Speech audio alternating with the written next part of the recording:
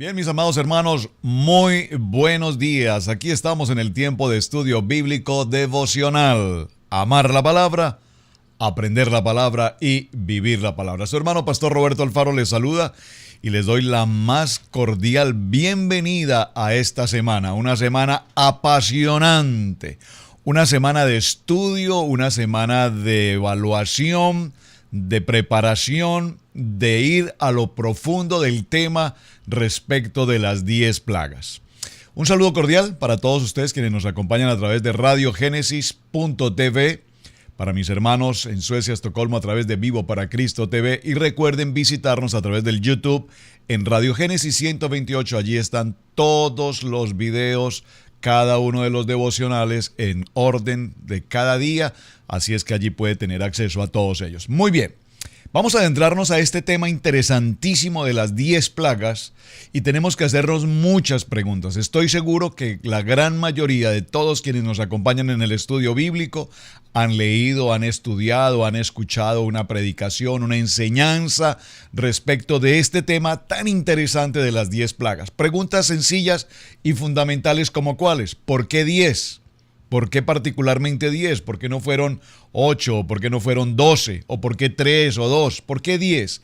El número 10 aquí evidentemente tipifica algo muy importante, muy, pero muy importante. Recordemos que el 10 a lo largo de los estudios bíblicos siempre nos representará algo fundamental. Por ejemplo, de Noé a Abraham transcurrieron 10 generaciones, muy importante el 10. Y veremos que hay 10 coronas de victoria, hay 10 coronas, importantísimo. Y en general el 10, incluso tenemos 10 dedos, ¿verdad? Qué interesante. Pero más que el detalle del 10, es importante tener presente que el número 10 significa dar. El número 10 significa dar. Dígalo conmigo, 10 significa dar. Por lo tanto, esta representación del 10 en respecto a las plagas, que es nuestro tema, significa dar. Y aquí usted me dirá, ¿pero dar en qué sentido? ¿Dar para bien o dar para mal? Por supuesto, nosotros podemos dar muchas veces para bien o podemos incluso dar para mal. Un ejemplo de cómo podríamos dar para mal. A ver, ¿qué se nos ocurre? Por ejemplo, si una persona entrega a un niño un arma inapropiada, una navaja o cualquier tipo de armamento de alguna manera, y el niño que lo recibe lo utiliza inapropiadamente, y no necesariamente un niño, un joven, un adulto recibe un arma y esa arma posteriormente la utiliza para causarle la muerte a alguien, dimos, pero la consecuencia fue una muerte, de tal manera que dimos posiblemente en este caso para mal. Y podríamos utilizar muchos ejemplos, pero lo que quiero básicamente significar es que el número 10 significa dar. Ahora, quiero agradecer de manera muy especial, pero muy especial, en verdad con mi corazón, a cada uno de ustedes, amigos, hermanos, que me han contestado la tarea. Estos últimos 4 puntos que dejamos la semana anterior, muy importantes para que nos adentremos al tema. Y quienes se tomaron el tiempo de escribir, mostrarme en sus videos, sus fotografías, sus cuadernos, sus libros, sus anotaciones, sus textos bíblicos, todo, pues primero me honran, por supuesto me honran, toda la gloria para nuestro Padre Celestial, pero segundo me muestra cuán grande es su interés personal por prepararse, por capacitarse y por subir de nivel. Algo muy interesante, si nosotros observamos en la Biblia la experiencia de Yeshua, el Mesías, nos daremos cuenta que más que predicar, lo que él realmente hizo fue enseñar. Por eso la labor de enseñanza es tan importante. ¿Y cuándo es importante la enseñanza? Cuando disponemos nuestro corazón para aprender. De allí entonces la importancia de una de las preguntas en la tarea. El libre albedrío.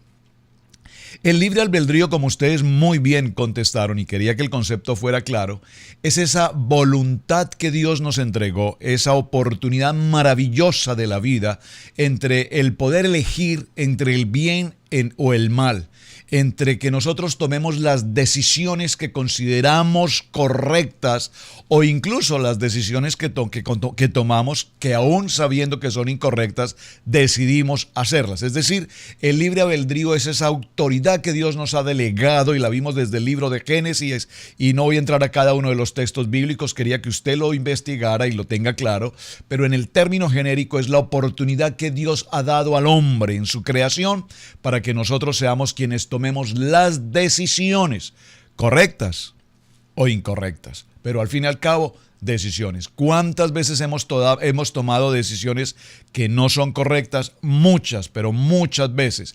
Cada segundo de nuestra vida estamos frente a las decisiones. Hasta tomar un café, hasta sentarse por un momento hoy y estar recibiendo esta enseñanza, es una decisión que tú debes tomar. Decisiones, repito, correctas o correctas, lo que está bien o lo que está mal. Entonces, bajo el principio del concepto de libre albedrío, entendiendo esa libertad, esa voluntad maravillosa que Dios nos entregó para tomar nuestras decisiones, partimos entonces esta semana con el tema de las plagas. Y para entrar al tema de las plagas, precisamente como consecuencia de la pregunta, acerquémonos entonces al capítulo 7, verso 3 del libro de Éxodo. Capítulo 7, verso 3, dice la palabra: yo, aquí habla quién, Yahweh, endureceré el corazón de Faraón y multiplicaré en la tierra de Egipto mis señales y mis maravillas. Y Faraón no os oirá, mas yo pondré mi mano sobre Egipto y sacaré a mis ejércitos, mi pueblo, los hijos de Israel, de la tierra de Egipto con grandes juicios. Y sabrán los egipcios que yo soy. Aquí esto debe usted subrayarlo. Sabrán los egipcios que yo soy Yahweh, cuando extienda mi mano sobre Egipto y saque a los hijos de Israel de en medio de ellos. E hizo Moisés y Aarón como Jehová les mandó, así lo hicieron. Muy bien. Lo primero que vamos a concluir hoy en nuestro principio de tema de semana es, observen cómo en este verso 3, y aún desde el mismo momento en el que Moisés recibe esta comisión de ir a Egipto, el Señor le habló y le dijo: yo endureceré el corazón de Faraón. ¿Qué significa aquí la expresión endurecer? Esta expresión nos está indicando que ahora, en las ocasiones en que Moisés se va a acercar a Faraón, solicitándole que permita salir al pueblo de Israel, entonces, ante cada una de estas visitaciones de Moisés a Faraón, nos encontraremos con los textos: y Faraón no atendió la solicitud de Moisés porque Yahweh había endurecido su corazón. Por eso es tan importante cuando nos hacemos la evaluación. ¿No sería tan sencillo para Dios sacar al pueblo de Israel, mi pueblo, mi primogénito, simplemente con una palabra? Simplemente con decir: Faraón, permite que todos salgan porque yo lo declaro, yo lo determino, yo lo indico de esta manera. Entonces, nosotros nos encontramos frente a esta palabra, endurecer el corazón. Créame que esta palabra, endurecer el corazón, sería algo que deberíamos tratar con mucho detenimiento, porque esto nos está indicando con absoluta claridad que frente a cada una de las plagas que vienen a continuación, particularmente 9 primeras, la conclusión de la número 10 la dejamos separada, pero las 9 primeras, nos daremos cuenta que Dios ha endurecido el corazón de Faraón. Esta expresión, endurecido el corazón de Faraón, nos indica que ahora Faraón no tiene la capacidad de elección, no tiene la capacidad de libre albedrío. ¡Wow! Por favor, veamos aquí algo muy interesante. Por favor, prepare su corazón y su espíritu y su agenda de notas, porque lo que voy a mencionar ahora es muy importante para nuestro estudio. Concluimos que libre albedrío es la oportunidad que Dios nos ha entregado para elegir y tomar nuestras decisiones. Cada acción que hacemos, que vemos, que escuchamos, que expresamos, están sujetas a la voluntad de Dios a través del libre albedrío. Es decir, usted puede hablar bien, bendecir, o usted puede hablar mal, maldecir. Bendecir significa decir bien. Maldecir significa decir mal. Observen entonces cómo ahora Dios ha determinado endurecer el corazón de Faraón. Y endurecer el corazón de Faraón aquí significa que ahora Faraón no tiene elección. Ahora Faraón no tiene opción de tomar una decisión respecto a qué hacer con el pueblo de Israel frente a la petición o a la solicitud que ahora le presenta Moisés. Entonces, si ya Moisés frente a Faraón sabe, porque ahora Moisés sabe, que en cada ocasión que él visite a Faraón, él no le va a oír, no le va a permitir la salida, entonces ahora Moisés se hace una pregunta: Dios, no entiendo. Tú me envías con una misión y es sacar a este pueblo de la esclavitud, pero ahora me dices que has endurecido el corazón de Faraón. ¿Qué sentido tiene que yo vaya durante 10 ocasiones, durante 9 ocasiones, básicamente, y determine a Faraón lo que va a pasar si ya tú decidiste y tomaste acción sobre él para que él no tenga elección? Esto nos lleva a una gran conclusión. ¿Cuál es? Dios Todopoderoso, omnisciente, omnipotente, omnipresente, toma el corazón de cada uno de nosotros y puede incluso retirarnos esa facultad maravillosa de elegir. Y lo estamos viendo, por favor, lo estoy hablando con respecto a lo que estoy leyendo en Éxodo capítulo 7, verso 3. Cuando vayas a donde Faraón, yo, dice Jehová, endureceré el corazón de Faraón, por lo tanto él no tendrá elección, no te escuchará y no permitirá que mi pueblo salga. Perdónenme que camine en círculos respecto a este tema, porque es extraordinariamente importante que lo tengamos claro, tan cristalino y puro como el agua, porque de lo contrario no podemos avanzar. Por eso les insistí tanto en la respuesta de su tarea y repito, gracias para quienes contestaron excelentemente bien. Pero ya tenemos claro el concepto de libre albedrío. Ahora entendamos qué está pasando con Faraón en esta situación. Y vemos entonces cómo ya sabemos que ahora Moisés tiene o ha sido otorgado a Moisés 3 señales. ¿Cuáles son? La vara, número 1. Número 2, su mano. Y número 3, la señal del agua que se convierte en sangre. Estas 3 señales. Y ahora Dios le dice, ve a Faraón y con estas 3 señales, con estas 3 armas que yo te he entregado, vamos a empezar el proceso de las 10 plagas. Repito, qué interesante que hayan sido 10. Algunos estudios indican que estas 10 plagas tienen particularmente que ver con la idolatría de Egipto, de los egipcios, respecto a sus dioses. Es decir, que por cada uno de los dioses de Egipto, entre su gran lista de dioses, Dios, nuestro Dios Padre Eterno, obró una de esas plagas de tal manera que le iba mostrando a ese pueblo, y en particular al faraón, que el Dios omnipotente, el Dios omnipresente, el Dios todopoderoso, puede tomar control en el momento que él lo quiera sobre todos estos dioses de idolatría que Egipto tenía. Y para adentrarnos a esta parte tan importante, veamos entonces la primera porción. Dice en el verso 8 del capítulo 7. Vamos a introducir hoy este tema.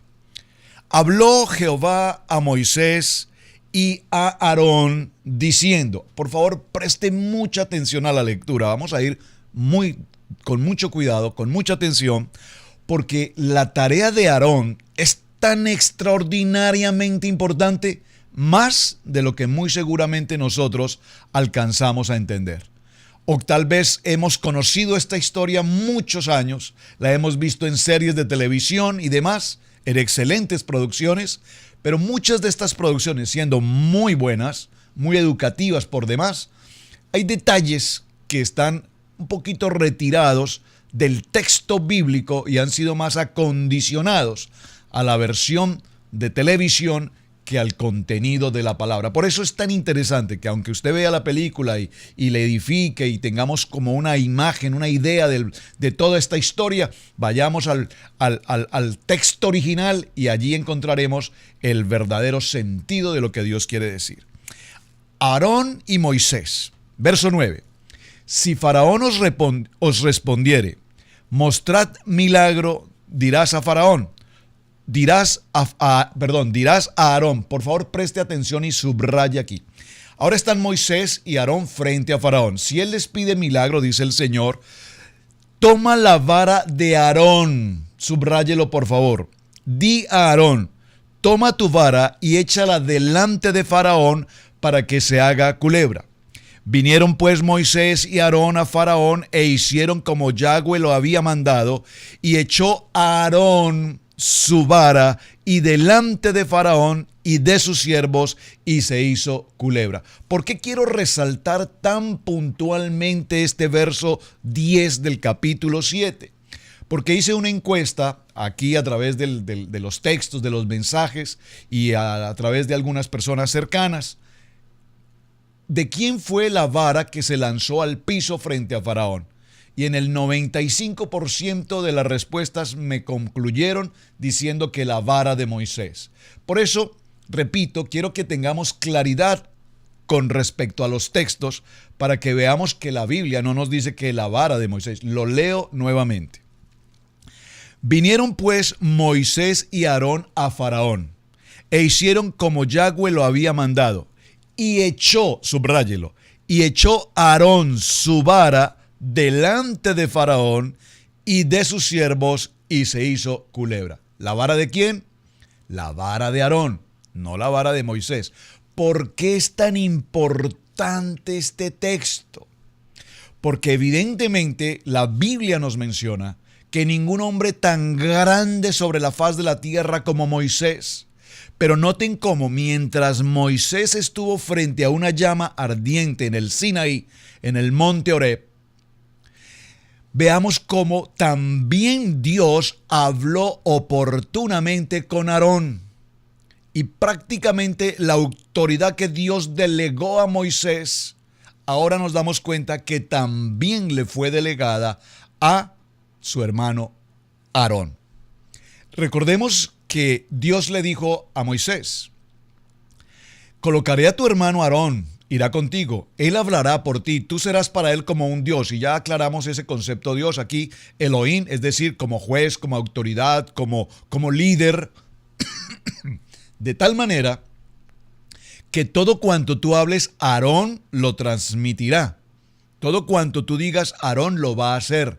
Pero vemos cómo también la labor importante y fundamental, el respaldo de Dios también a través de la vida de Aarón, y esto quiero que lo resaltemos.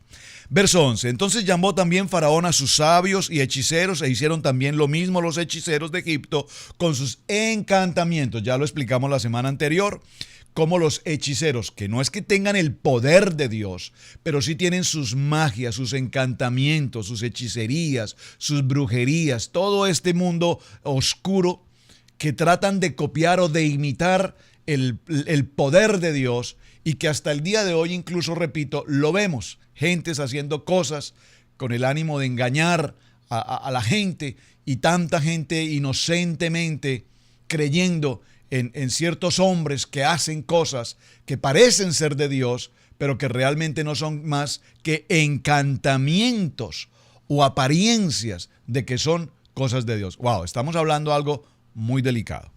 Ahora bien, aquí es interesante, y lo que quiero resaltar es que frente a esta circunstancia de la vara, los hechiceros retaban a Moisés y Aarón y decían, nosotros también podemos hacer esto.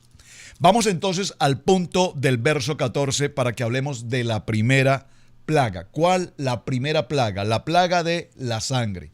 En la medida en que recorramos esta semana, porque creo que voy a tomar la semana, no importa si nos pasamos en el tiempo según nuestro cronograma de actividades, porque esto para mí es extremadamente importante que esté claro en sus corazones. Y vamos a definir la primera, la segunda, la tercera, cada una de las plagas en orden. Vamos a definir cuáles fueron las plagas que fueron dadas en el aire, ¿Cuáles plagas fueron dadas en la tierra? ¿Cuáles plagas en todo este proceso, cada una de ellas tenían que ver con un propósito? El agua, la tierra, el aire. Es decir, cuando Dios envía esta invasión de plagas, está tocando cada uno de estos aspectos. Repito, el agua, la tierra y los aires. Veamos cómo la primera plaga, precisamente la plaga de la sangre, ¿qué toca? El agua. ¿Cuál agua? El agua de un dios de los egipcios. ¿Cuál dios? El dios Nilo, el río más largo del mundo. Ese es el primer dios de los egipcios, el agua, el río Nilo. Faraón se expresaba y decía: yo soy el Nilo, yo soy Dios, el Nilo es Dios.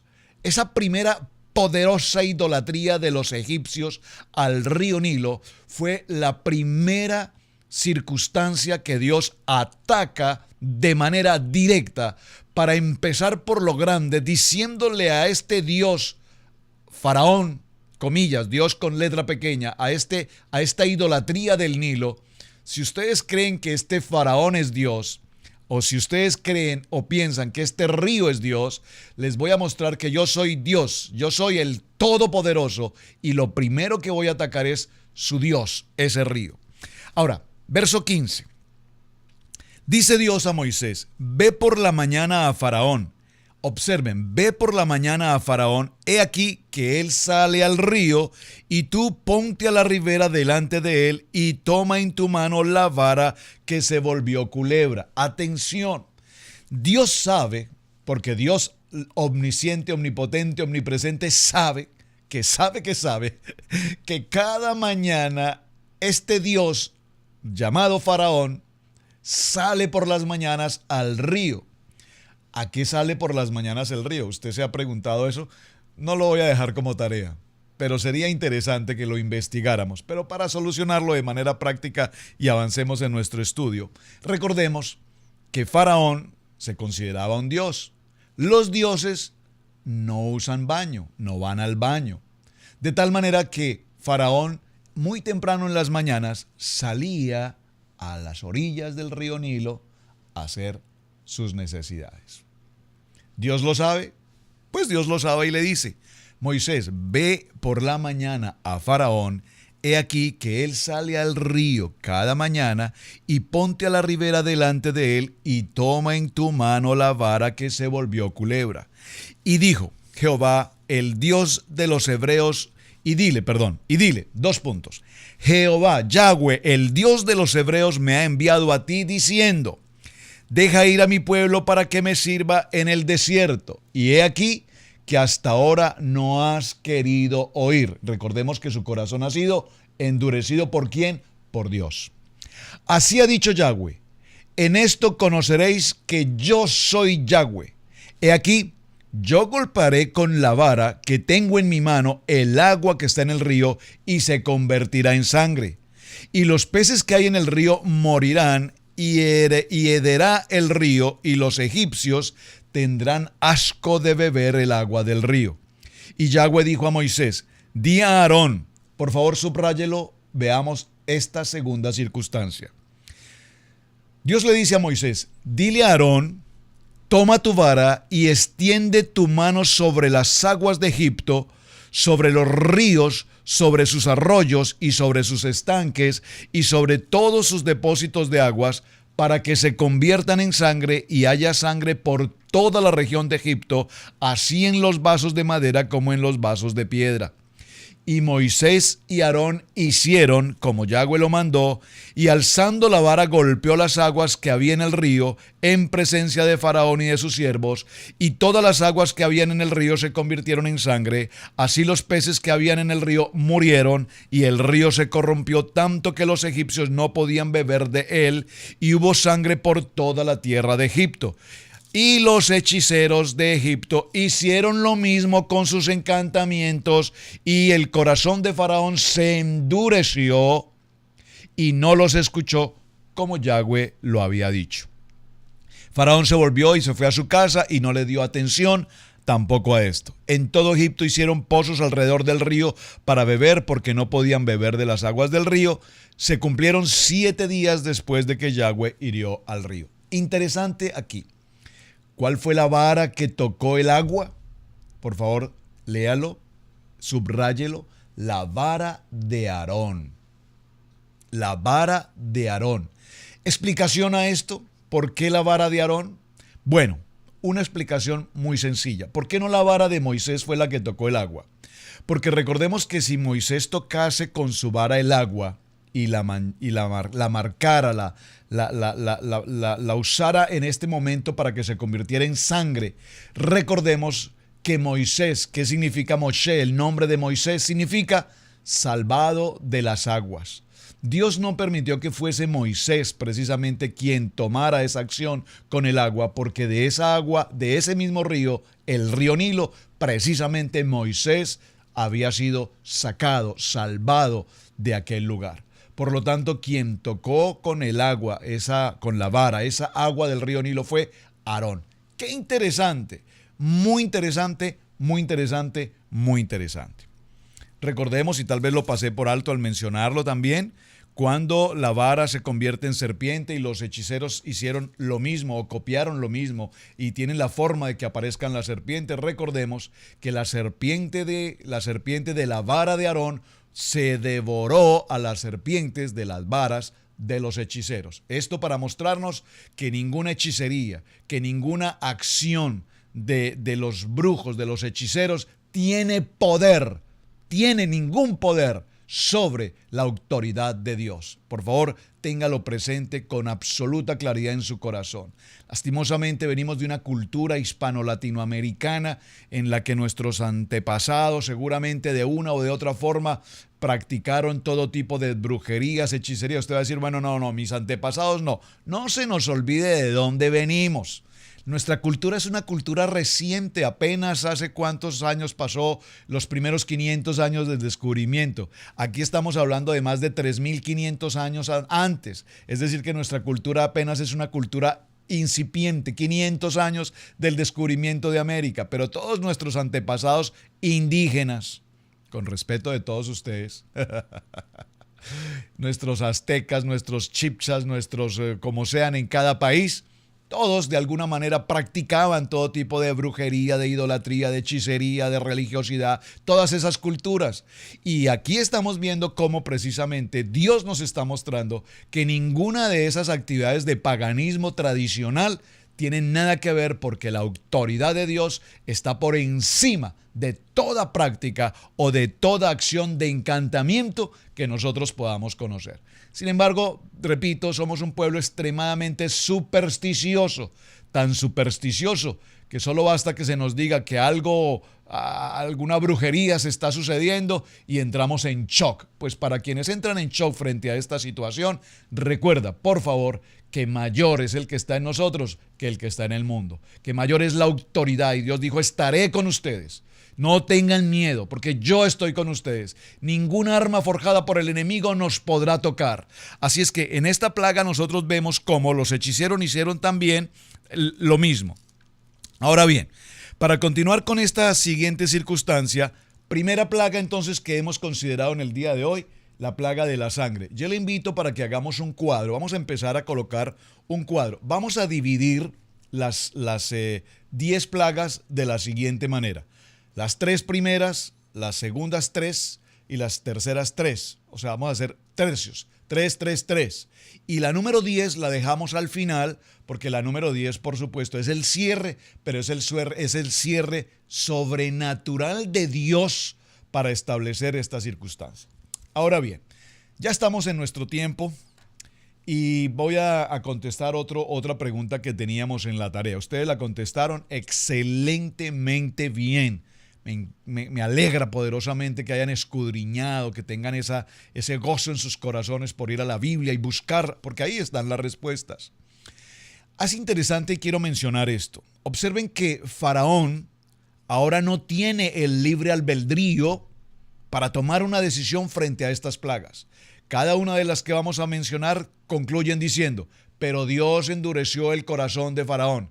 Es decir, por más que en la medida en que se incrementan estas acciones, por más que Faraón quisiese, y lo vamos a ver, se arrepintió, prometió a Moisés que sí, que podía salir, y después desistía.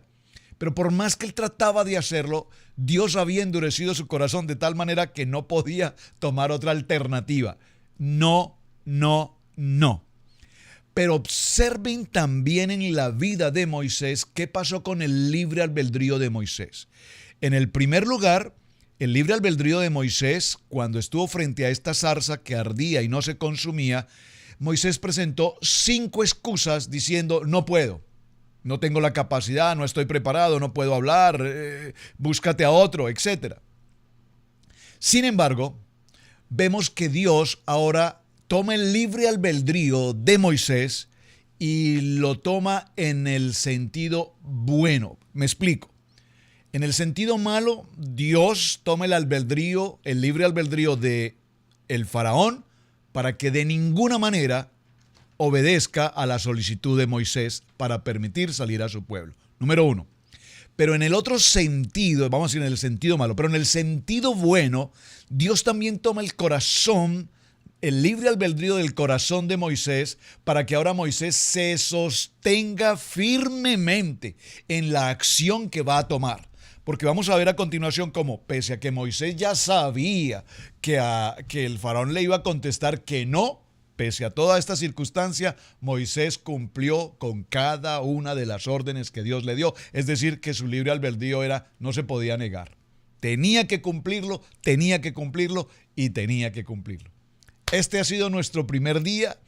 Estamos en la introducción, apenas empezamos el tema de las 10 plagas. Mucho tenemos que tratar sobre el tema.